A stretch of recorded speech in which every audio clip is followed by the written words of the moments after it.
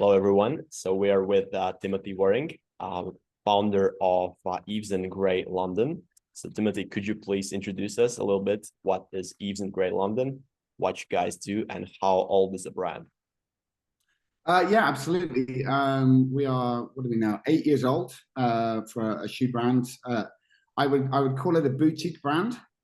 Most small kind of fashion startups are essentially boutiques until they go nationwide and start having shops and stores. The idea came from purchasing a pair of shoes at the Burlington Arcade in London. My handkerchief fell out of my suit jacket onto the floor, onto a pair of cognac brogues. And I didn't like the brogues very much. And I said, do you have anything different? And they said, no, but you should make something. You should go and come away with an idea. So I went out and took a standard brogue, which obviously I didn't design. It's, I don't know who invented the first brogue, but many hundreds of years ago. And then I thought, okay, I want to put a slight different twist on it, but I don't want it to be too crazy. So I was playing around with royal purple because Christian Louboutin had put red on his shoes famously. It wasn't a ripoff of Christian Louboutin. It was just I liked the color, and Nike and Adidas and hundreds of other shoe companies have experimented with different sole colors. I made a production of, I think, 15, which was a minimum order quantity at the factory back then. And I told this factory that we were way bigger than we were when I was just one consumer, that shoes for myself. And I think my wife put them on Facebook, and someone said, where can I buy them? And I said, well, you can't. Long story short, ended up going into a larger scale production, 120, and working another full-time job as a VP for a software company. So it became very interesting very quickly, trying to manage all of the things people do not think about with e-commerce, like postage tracking, how annoying your customers can be when they expect a kind of Amazon delivery service. So going through the range of emotions with marketing, not really understanding, how quickly it changes, how much you have to spend, what your expectation for return is. It was horrible, if I'm honest. But 8 years later, as a kind of brand owner, I find myself, probably like most of you who are watching this video, in a place where we've done Facebook, we've done Instagram. Some of us have tried TikTok. Yes, we have our email marketing channel set up, carrier pigeon, knocking on doors. However, when the idea of sending out text messaging came about, we jumped on that and it worked very well. But then actually having pictorial content, so photos, good quality photos through WhatsApp, is way cheaper than using MMS. I think it's called multimedia. I can't remember the company we used to use for that.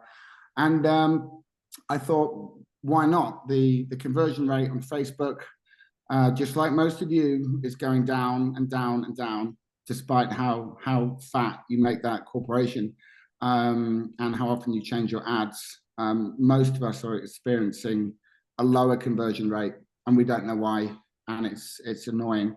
So WhatsApp, no brainer. Yes, it's a small startup charge to implement, and then it went kind of how I expected it to go. The good thing I like is really the customer being able to message us straight away with stupid questions. Do you have size 9? Yes, we do. Click on the little bot. And that's, it gives you an insight into how people are thinking when they're on your website. And I'm not saying our customers, lack that kind of level of intelligence, but it does show you their thought process. If their assumption is you don't have something in stock, or you don't do a certain color, or, oh, it would be nice if they did that in a wide fitting, you can now message them saying, yes, we do a wide fitting. We'll have them made for you. Or, yes, we do them in black. And yes, we do offer free postage. So having that immediate communication is why we really chose to do it. So sorry, it's a long answer, but there you go. Yeah, that makes sense. So you would say that WhatsApp is both a high-performing channel for e-commerce and also as a channel to gain insights about your customers and their preferences? Yes, this is that's a nicely positioned, loaded question. But I mean, yes, the answer is yes. If you look at the open rate on email, I think it's average 2% worldwide, depending on who you're emailing, but it's pretty bad. Compare that to text message marketing, which can be up to 95, 96%. WhatsApp, is everyone has WhatsApp, and the beauty of it is most people aren't doing this yet. So that's another reason I really liked it.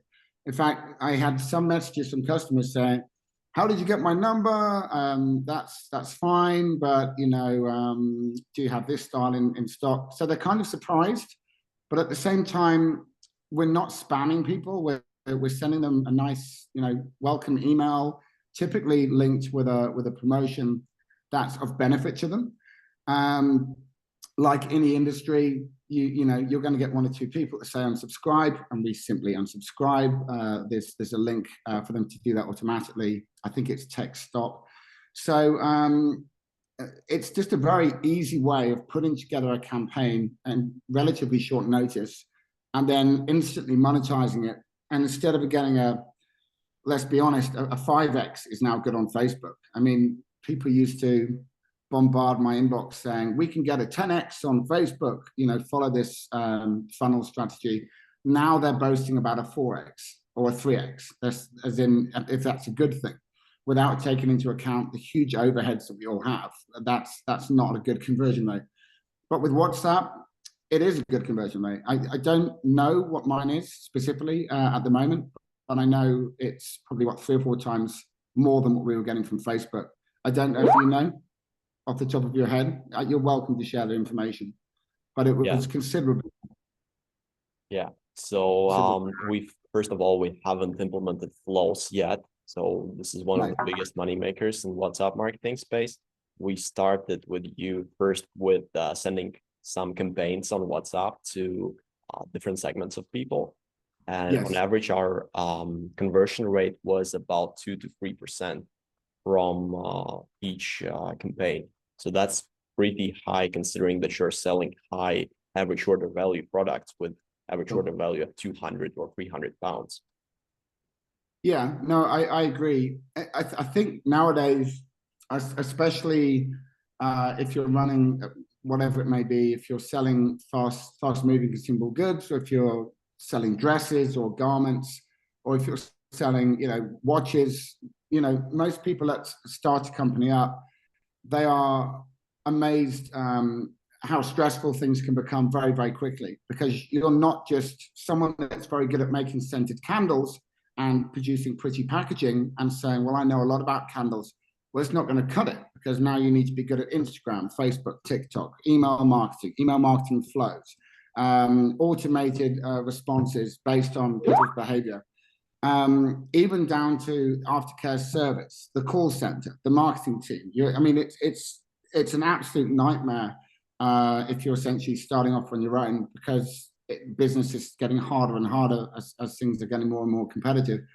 The WhatsApp, it's pretty easy. It sounds like an infomercial, but you create the template of your choice, put in some pretty pictures, put in a nice hook to get the customer engaged, send it out.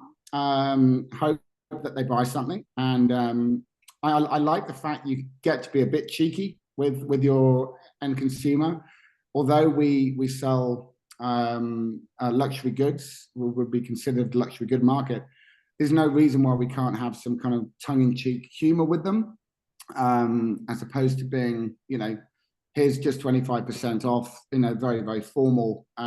Everyone seems to be doing that. Our inboxes are full of them. So we're now taking this channel way, way more seriously. In fact, it's probably going to be email, despite the fact that we probably email too much, and we know that. And you might be in that situation. If you have a brand, you're not hitting your monthly deadline, send another email. One more can't hurt.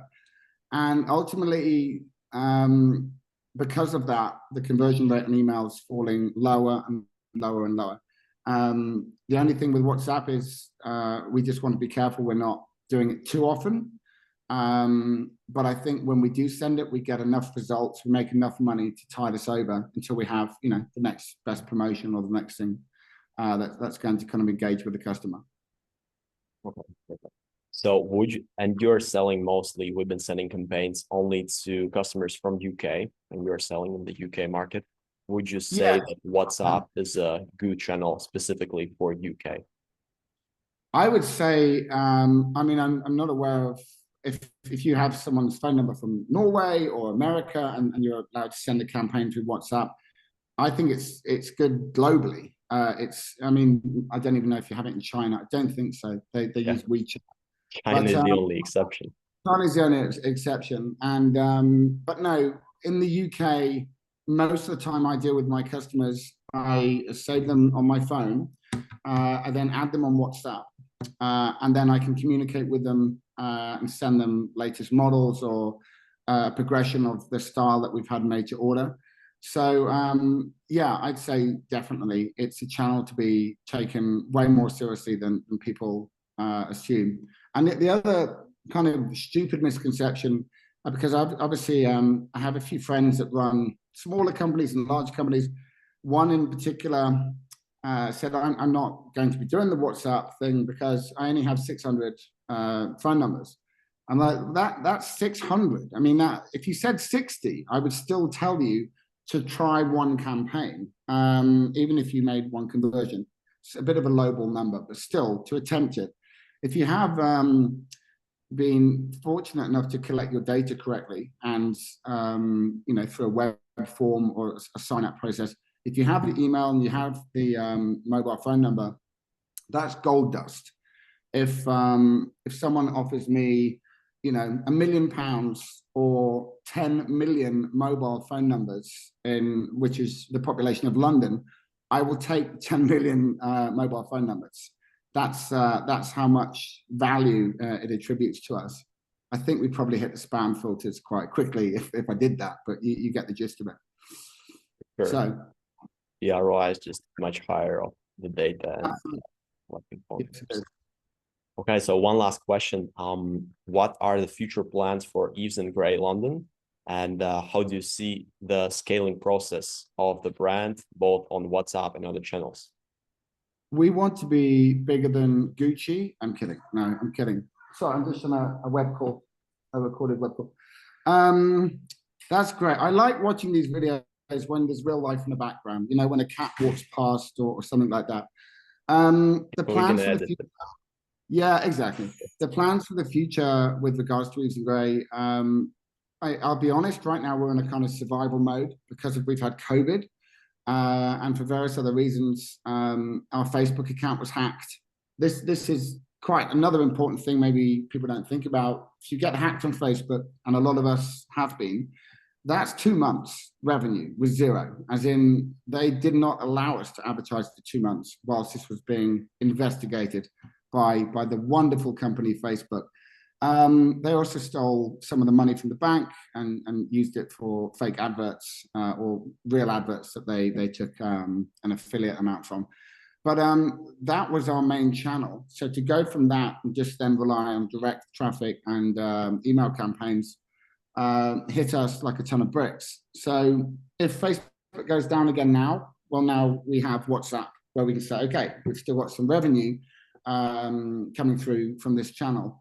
And that's a nice thing to have. So the plan really is to kind of climb out of the small hole that we're currently in, and then really start to, I wouldn't say scale and expand, because it sounds too ambitious in this, the kind of the state of the world we live in at the moment.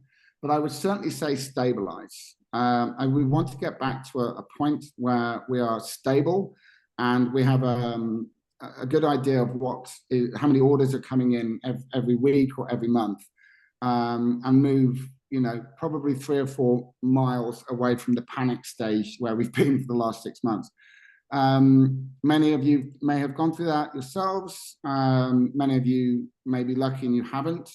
but trust me, when it does happen, Facebook are not swift. They are not, I would say, very thorough. And, you know, unless you're Nike, you're I suppose the SLA time that they give of 48 hours is more like 60 days. And that will still involve 1 or 2 emails, most of which are not replied to. So if you're just buying this because you want to try it out and you think this is a good way of making extra revenue for your company, that's good. If you've got the money to do it, by all means, it's going to pay for itself. But also think about having a serious additional revenue stream in case something bad does happen. You know, even your mail can be compromised at some point. We will continue to use your agency. We'll continue to really try and set the flows up correctly to maximize it. And we're also now going to try and collect as many mobile phone numbers as possible in order to, feed the beast, basically, that or keep the engine running to give us a better conversion.